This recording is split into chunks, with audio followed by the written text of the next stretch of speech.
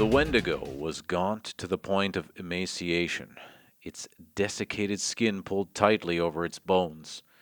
With its bones pushing out against its skin, its complexion the ash gray of death, and its eyes pushed back deep into their sockets. The Wendigo looked like a gaunt skeleton recently disinterred from the grave. What lips it had were tattered and bloody, unclean and suffering from suppuration of the flesh. The Wendigo gave off a strange and eerie odor of decay and decomposition, of death and corruption. That was Basil H. Johnson, an Ojibwe teacher and scholar from Ontario. That was his description of the Wendigo. And that's today's topic on They Talk, the mythical creature, although is it real? The Wendigo of the Aboriginal First Nations and all of the, I guess, Indian nations of North America have this kind of creature, the Wendigo.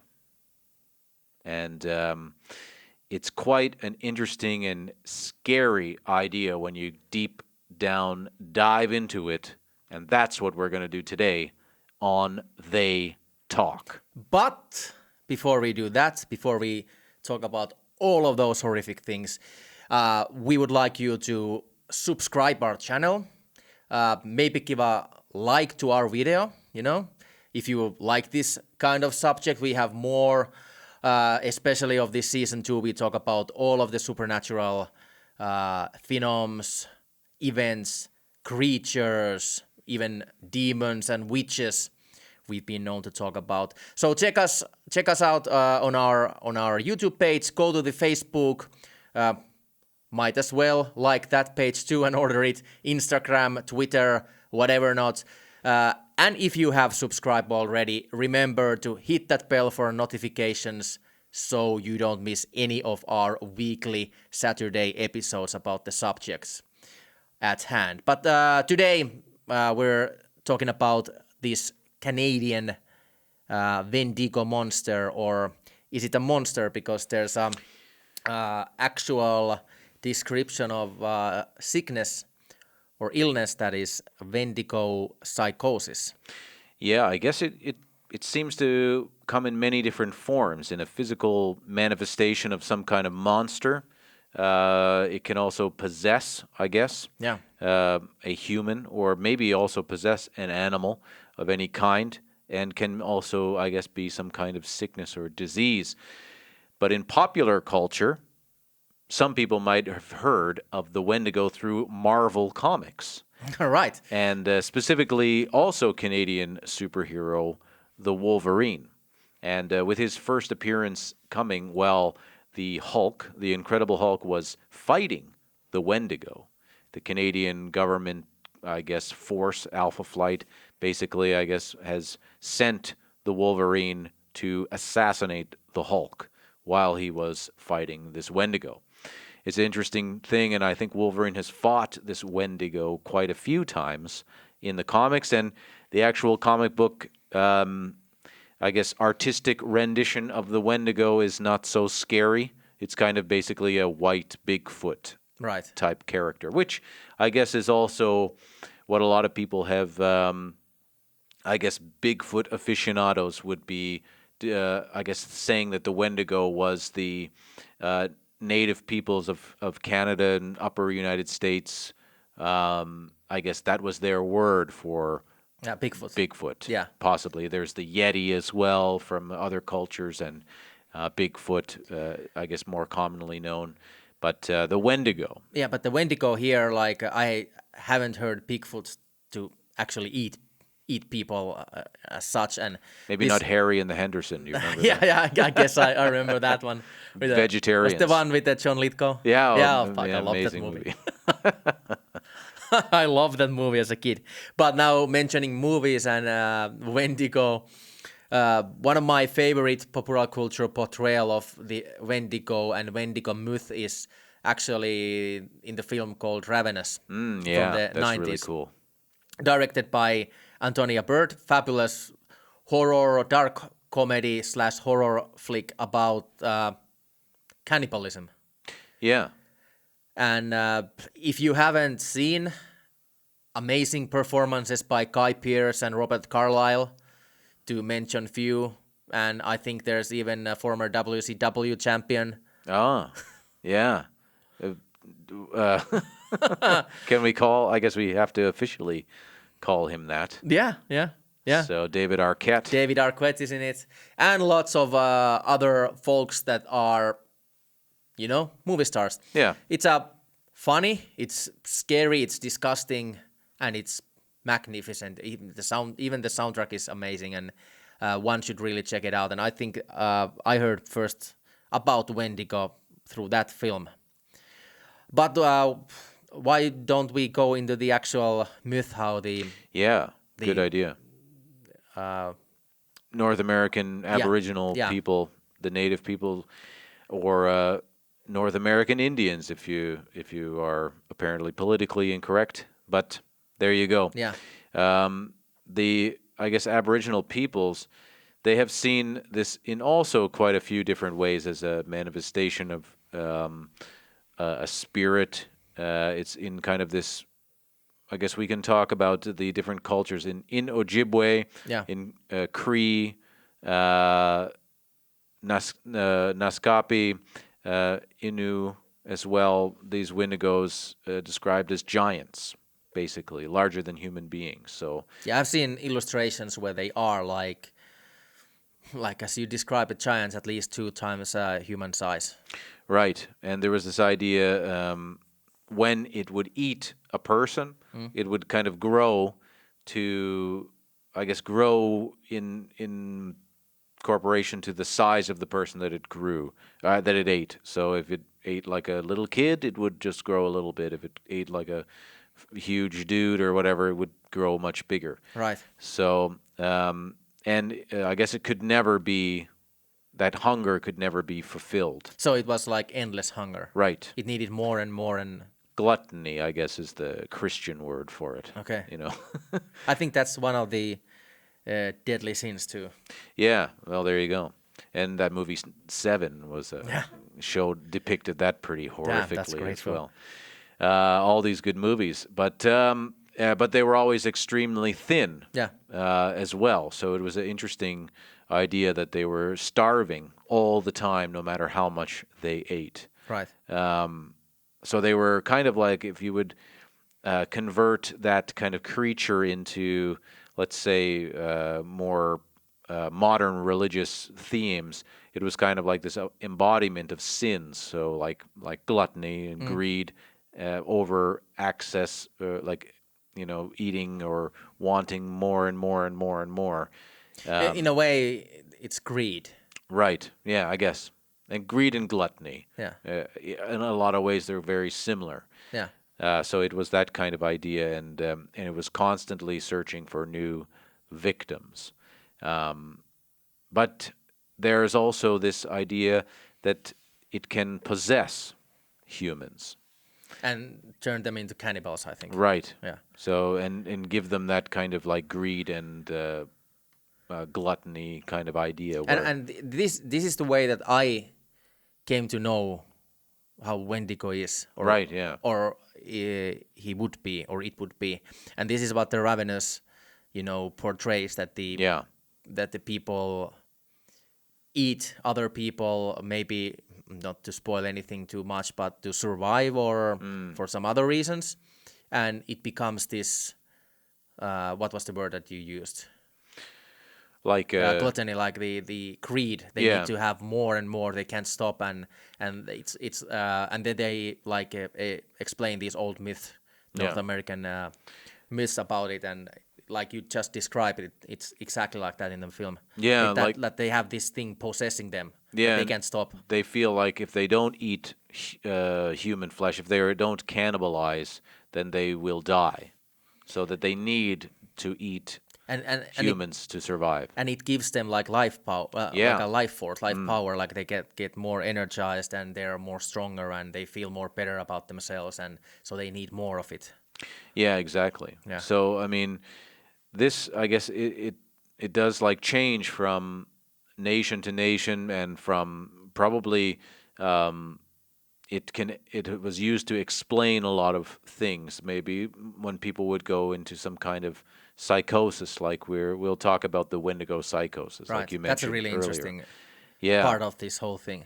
So a number of, like we just said earlier, with this like evil human-like demon, when it would manifest, I guess, into a physical creature with these Algonquin tribes. Now this is kind of in Ontario, where that passage that I read at the beginning here kind of describes this physical monster. Yeah. Like we said, in Ojibwe, Sioux, Cree, Naskapi, and Innu, all these Algonquin-speaking peoples. And then when you kind of move around to the other ones, this is when you get into those different Interpretations ideas. of yeah. But it's the same. It, I think, comes down to this same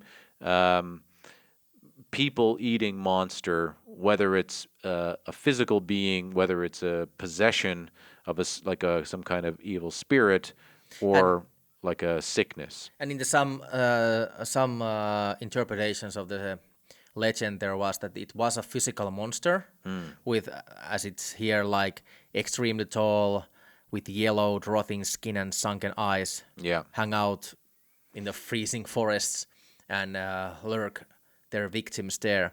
But the idea of this that I'm explaining as I learn it was that they influenced people so they would eat another person, Right. and they kind of possess them, but they are there as physical beings also. And I guess there was the ideology amongst those First Nations people and the Aboriginal peoples that it was actually better to kill yourself than to cannibalize your fellow people. Right. And I think that there's an interesting idea here that I just thought of, and tell me what you think. The movie Alive. Right. Okay. Yeah. If you haven't seen this movie, it's an incredible film, I think, and it's Spoilers. yeah, it is definitely. It depicts a real life situation. Now, this happened in the winter time, or at Right. least in a very cold place where those bodies that died were frozen, and those people that needed to survive needed to cannibalize those other people to make it through, right? And I wonder if this kind of myth, not saying that this monster didn't exist or doesn't exist, but this kind of, let's say if we explain it in a scientific form, but this is kind of, the Wendigo is, I guess, related to the winter, the cold, this kind of time where food is pretty hard to come by. If you haven't stocked your food from the summertime, the spring, the fall, and you run out, then when people are starving, it can kind of also trigger some psychosis in a lot of people. It can make them pretty mental in terms of like their ability to think straight, and that they would do anything to eat and, like, I guess, fulfill that hunger. Yeah. And I wonder if the people who could be influenced by those spirits or by those things talking to them, that they would actually resort to cannibalism just to stay alive, Right. to feed that hunger that they would have growing in them. And I wonder if the idea of a Wendigo kind of comes out of that. And because, I mean, if you think about somebody who is starved to the point that they go crazy, that So what do they look like? Yeah. They look a lot like the description of these Wendigos. And I wonder if this idea of this Wendigo comes out from, say, these medicine men or people who are, going and reaching a different plane of existence sometimes, that they would maybe accidentally stumble upon these kind of spiritual beings and influence them to commit some kind of cannibalism. Because I guess it's the actual physical demon that would be there. Maybe that demon did exist, or at least, what would you say? I guess show itself to those people who are suffering from those times, maybe hallucinating, and they would go towards the cannibalism as a means that, convincing themselves that that's the way to do it. What do you think? Well, I think that's a well-made thought. That could very well be so. For me, I think it's now. I was thinking as you mentioned it, like I was thinking like maybe it's a explanation that the people have come up with to explain these situations. Like it's so, at least now in the modern era that we are living, and we've been kind of living the similar civilized era for some years now. I mean, like some 100 years now that these things are taboos, right? Yeah. So it's so crazy. It's so offensive as an idea. Yeah.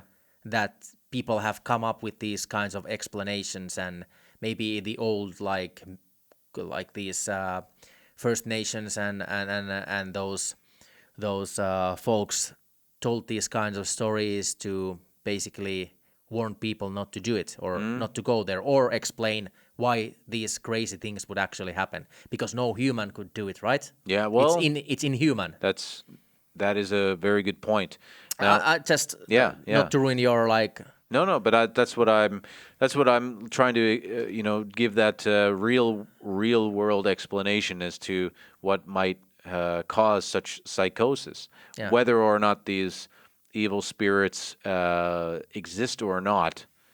If people are pushed to that extreme limit, they can do such horrifying things. Like describe to us this. I have actually one story. Yeah, and it's not that you're thinking about, but if there is such a thing as Wendigo, and if there's such a thing as Wendigo Psychosis or an evil spirit, there was this thing from the 30s that happened in Soviet Union, and the Soviet Union that was led by Stalin in the 30s and 40s and 20s at some point, arrested a lot of people and deported them into Siberia. Right. Because they were political enemies, or they did something that was not along the rules, or they came up with something. Right. Basically, they were clearing cities from people who didn't have passes or permits to be in the cities. So there was this. The KGB came up with this plan, or the organization that was before KGB, to deport shitload of people to Siberia and let these regional communes to deal with them. So they basically took people from the streets that didn't have passes to be in Moscow and Leningrad and other cities, and they deported them into Siberia. And there was this island that had it was 600 meters wide and was it a kilometer or two long, that they put these people. First they drove them there in the trains, and then with the lofts over the lake to the island, and they gave them flour and water to make food, 200 grams of flour per face and food. They didn't have any fire making equipment there, and they put in that small island thousands of people. And what happened? People started to starve, they started to murder each other, and they started to cannibalize people. There was this story, and this is going to be really graphic, that I'm going to tell next, so tune out if you don't want to hear it. But there was this girl who was tied to the tree, and they cut out of his breasts and thighs and legs and took the meat out of them and cooked them while they got fire going on at some point. And it became like this really ruled by anarchy type of situation. People tried to escape there, and the guards were hunting them down like animals in the forest area. Some escaped and lived in the farms or gulags afterwards. But I was just thinking that if there ever was a place where this kind of spirit would have been going wild, it would have been the Island of Death in Soviet Union 1930s. Wow. And after a couple of months, the officials ran the experiment down because it wasn't working as they expected, and they deported them to these other camps and concentration camps that they had there. Terrible. Some of the persons were alive, and the Soviet Union concealed these and classified these records for the decades to come, and these stories came out in the end of when the Soviet Union collapsed. And wow. This is an actual true story about that island, and there's actually a good video about this which I last week watched, so I can put it out in the links. But that would be an opportune place for a spirit like Wendigo. Yeah, and you would think that the human being as an animal's need to survive, I guess, is not that much different than any other animal. Because I guess other animals have been known to cannibalize when it comes down to life or death.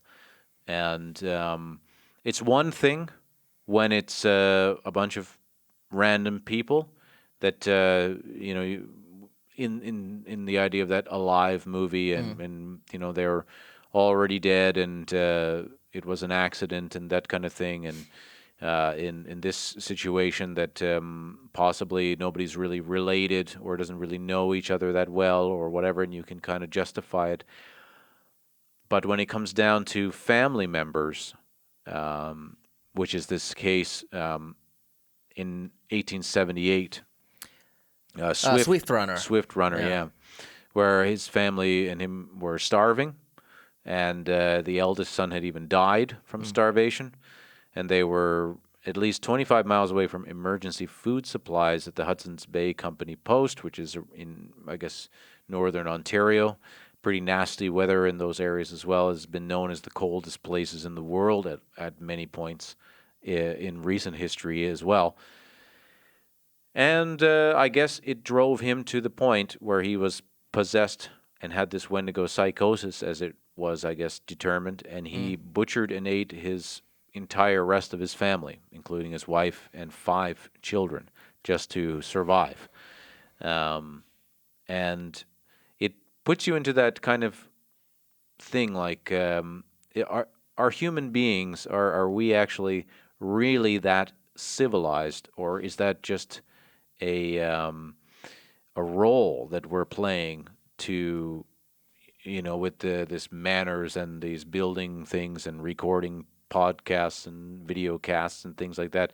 Are we closer to this animalistic like behavior than we really think? And is this Wendigo Psychosis or these evil spirits, would they be able to possess us when our guard, I guess, is dropped if we get into these severe survival situations?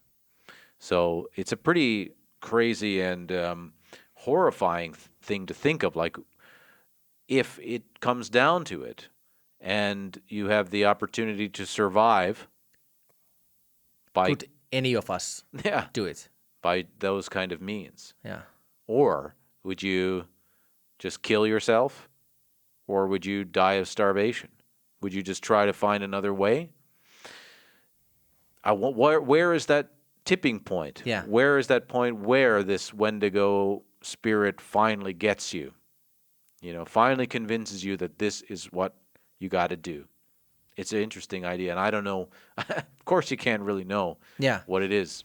This is this controversial modern medical term for Wendigo Psychosis, right? Right. Yeah. So when can one say that he has the Wendigo Psychosis, as you explained there. Like the symptoms, I guess the Swift had the symptoms of craving of human flesh and thinking about becoming a cannibal when seeing the son starved to death, right? Yeah. I'll bet of course we can't know, but I'll bet like when you see someone dying of hunger, it will, get you thinking. Yeah. Because it must be a horrible way to go, right? True. It must be. But the weird thing about Swift Runner, I guess, he being 25 miles away from food supplies. Yeah, 25 miles, right? It's not all that far when in the grand scheme of things. So you could by easy means, I guess, or relatively easy at that time, make it there and I guess bring the food back. So he was executed after being found, and he confessed to what he had done, and basically this idea that he had this Wendigo psychosis because he resorted to cannibalism when technically a food supply was rather close. The argument was that he would have actually had like a viable option there. Yeah, that still he chose to murder his wife and 5 kids and eat them. Yeah. And I guess there is another popular culture. I just thought about it actually. The popular culture that's not even spoken of this Wendigo psychosis, but this idea of cannibalism is, of course, Hannibal Lecter. Yeah. And the Silence of the Lambs, I guess, franchise now. But that could be personification of Wendigo, right? Exactly, that he is not needing. Technically, he's not starving. No. But he needs to cannibalize. And if we take that road, what about Texas Chainsaw Massacre? And actually Ed Gein, who I think the whole idea of Psycho and Texas Chainsaw Massacre and Silence of the Lambs and the Silence of the Lambs is based on. Maybe he is the real life like personification of a Wendigo. Yeah, that's right. He ate his victims too, and made like furniture and stuff. Out yeah, of it. fuck yeah, that's crazy. true. It's really crazy stuff.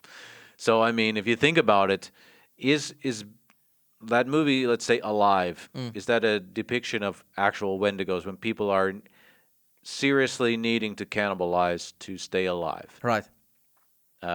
Or is it just that's a survival technique?